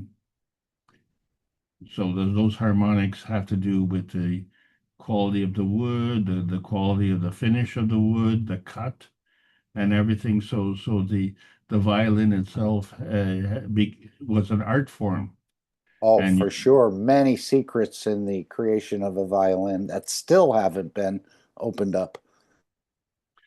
right. So and that's not only is it a reflection in the price, but there's a reason for that change in the price is because the quality of the sound that comes is picking up the harmonics. And a lot of those harmonics go outside of the auditory range of the average person. So if you can't hear it, what does that mean? And in the digital world of shall we say music, we like to have the digital because it seems to be more a cleaner sound. Well, in a way, it is a cleaner sound, but it isn't a full sound. And you know, how do you explain in words something that you hear with your ear? And so there are harmonics that you cannot hear. And when you add those harmonics, then the sound is different. It makes a different feeling. And you say, well, how do you convey that digitally? Well, you can't. That's the whole point. That's the battle has always been between digital and analog. And the whole reason that we have gotten into that battle is because our eyes see digitally, but our mind interprets what we see with blur fill. So, you know, if you're at a racetrack and you're watching the race cars drive down the track, it seems like a continuous journey. But your mind is interpreting that by filling in the gaps. And so it looks like it's a one continuous journey because your mind has interpreted that signal, that energy signal on an analogous basis. But your eyes move from point to point to point to point, and that's digital. So our life and our interpretation of our life in reality is done on an analog basis. And every musician will tell you that that is far better than the digital communication. If that were not true, then nobody would go to a concert when you can, you know, buy a record or listen to it on the internet. You know, you want the satisfaction. It's not the same because what else do you have when you go to a concert? You have neighbors, you have someone sitting next to you, and their emotion is contributing to that. Well, how is their emotion contributing to the satisfaction of the performance? And when you answer that question, then you understand how things have to be taken into account. We have to look at the contribution of all of these factors. Now, what we've done with the plasma science is we have been able to take that into account. Well, how do you carry that? So you need to be able to carry that somehow. And when you carry that, that means you contain it. And if you're containing it, that means that it becomes a package. So we become the medium to deliver that package. That package is the message. Okay, thank you. Anyone else would like to interact here? Raise a question, a comment? You know, a number of years ago, I had read an article how in one of the universities, I think in California, they had created gold. And I think they had made a gram of gold. And I said, wow, this is unbelievable that they had I guess, a nuclear reactor or some other process And so the professor came on and says, yes, we created a gram of gold, but it cost us $20,000 for that period to run the system. And now I think in Beijing, Mr. Kesh will show at room temperature under atmospheric conditions that gold is created right out of the fields, among many other things that have already been confirmed by the Chinese military and scientists in 23 and 24. So this is just going to be, again, a huge shock, but I think when they bring it to the lab, which Mr. Kesh has already shown the certificates and things of the confirmation of the production of these elements, this is going to be another, an amazing show of the technology, because everyone seems, as you said, to be enamored with gold. Well, I don't know if you've been following the events in Africa, but on April the 30th, pretty much every country in Africa was out supporting the Ibrahim Traore, the leader of Burkina Faso. And what was distinctive, and a lot of the commentators picked up on it. I'm talking about the African commentators, you know, for them, they speak on behalf of Africa. They don't speak on behalf of the country that they represent. And this is a very, very different perspective. So we found that for the first time, individuals, citizenry in different countries came out to support a leader of a country that was not their country. Can you imagine? I guess that would be like us Canadians coming up to a Trump rally. You know, if you come up to Canada, you'd be coming to a carnival. So it's, you know, carnival season has started. So yeah, you want to have some fun, sure, come on up here. At least you know. Yes, you've gotten a winner out of the last election, a real winner.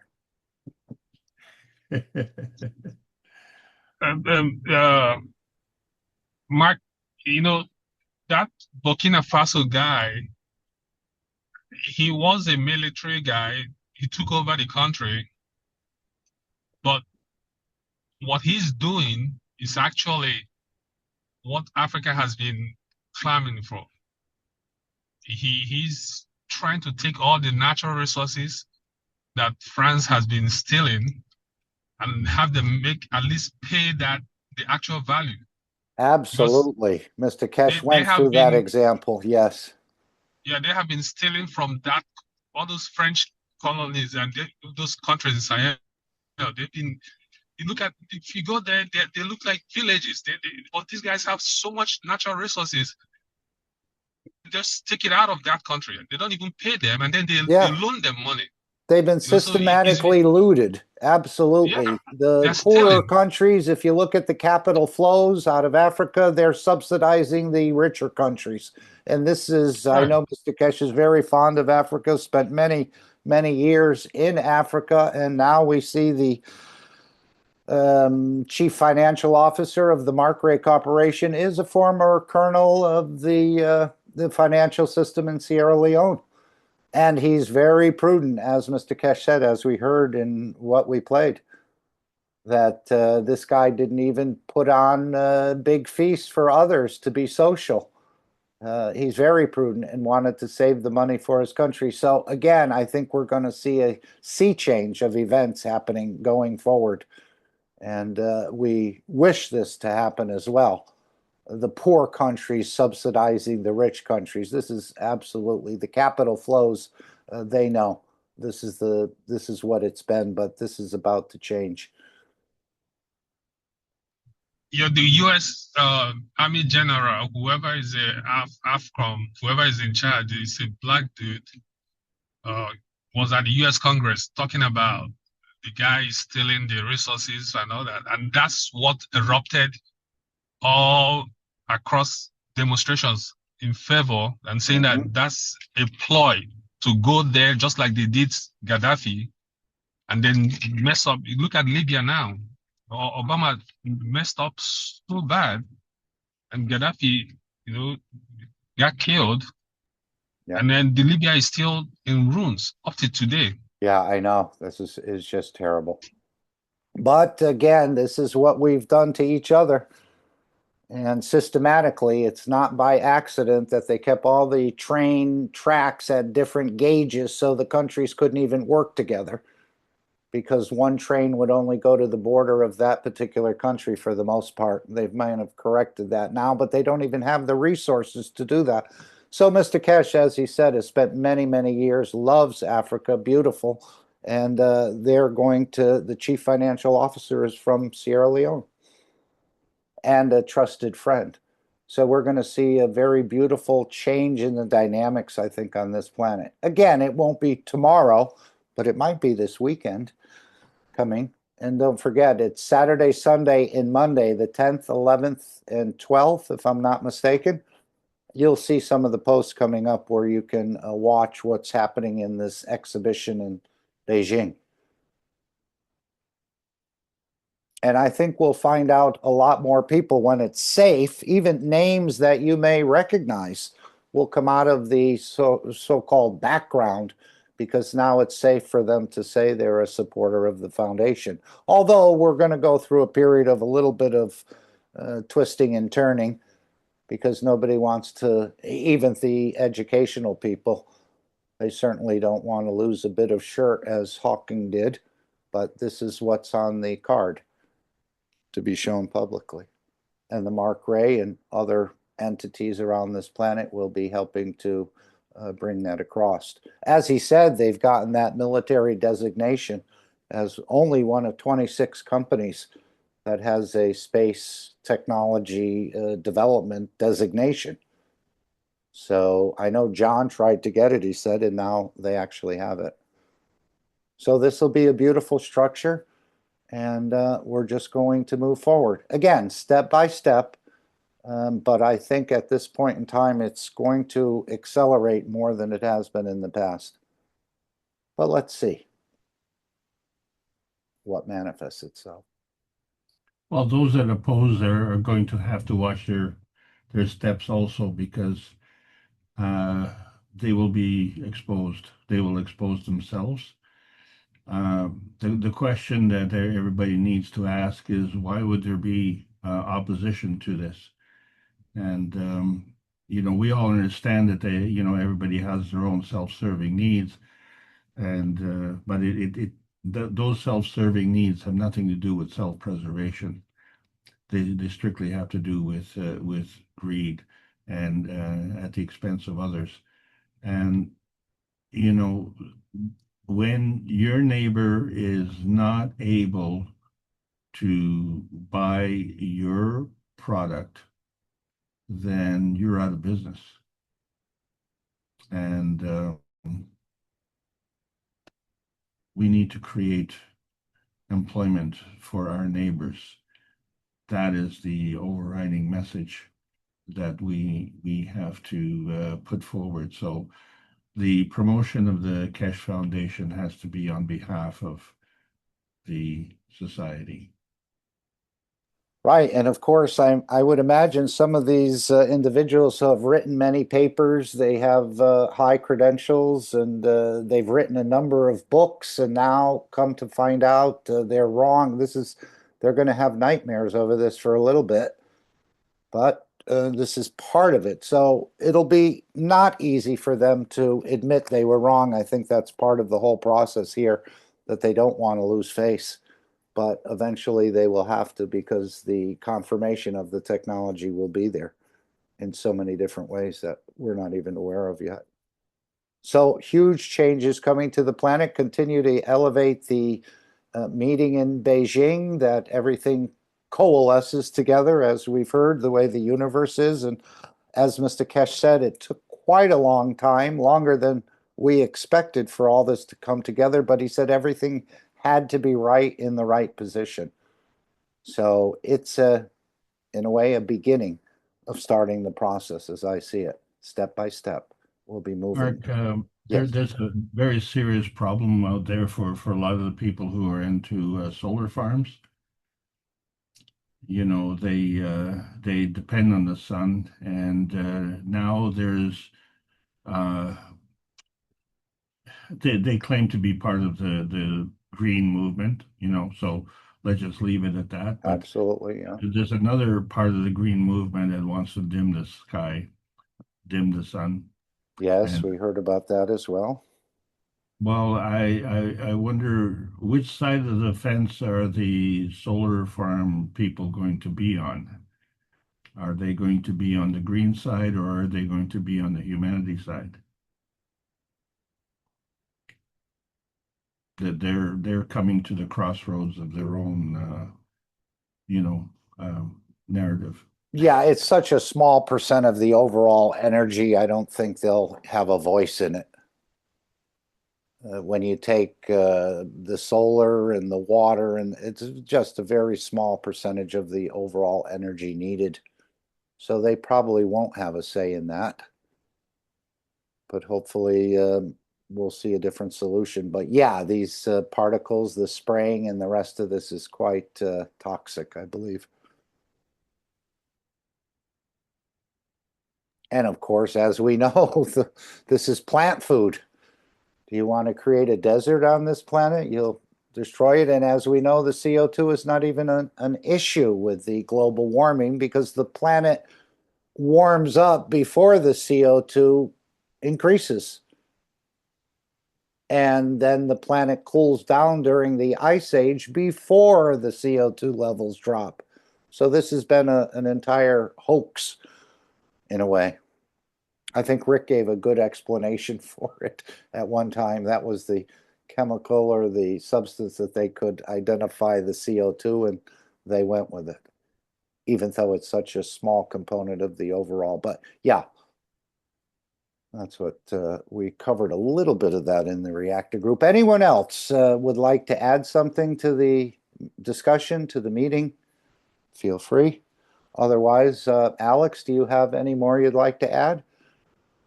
I want to add my sincere thanks to all the panelists here to understand that it isn't just enough to be at the right place at the right time. You really have to know that you're there, and then you have to figure out what you can do with that. And each of us has to make that decision, and we do have to make that decision because the choice is ours. Thanks very much. Okay, if there's no other thoughts, comments, questions, and as we know, the idea of the three wise men, which all the Christians missed, including myself, this is what he was talking about, the thinking, speaking, and acting good. We thought they were physical gifts of gold and physical gift of incense and something else, precious oils. But the gift of the three wise men is the thinking, speaking, and acting good. And again, it's easier said than done, but as also indicated, it creates a beautiful shielding and balance. And this is part of the time, place, position, and possession. And when one of them is out of balance, apparently you have to rebalance. So it does take some time. I want to thank everyone. And Alex says thank you to you as well. Okay, if there's no further comments, questions, or statements anyone would like to make, I'll play the final disclaimer and the meeting will come to an end for today. But as we know, this weekend coming up is quite exciting. I think we'll all be turned in and tuned in and spread it across the social medias when we get that opportunity and announce it to more and more. So it'll probably be ignored at first, but maybe not. I think there are other channels already developed, and maybe we'll see it on Fox News sooner than we thought. And that way the family and the rest will finally, I know Jefferson had asked that question and, about the family and the issues we all have. As I met a stranger and she told me, you were just dreaming, this is not possible. and the rest. But as the family members see it, more and more come into the fray. And as Mr. Kesh also said, do not rub it in their faces. Be humble and just say you're glad that the technology has come forward, and not to belittle anyone because they didn't understand, because we're just the early pioneers. And as you can see, we haven't understood a lot up to this point. Otherwise, the universal community wouldn't be here to elevate us in this process that's happening. But this is the time for man to become elevated, humanity as a whole. So thank you all for being with us today.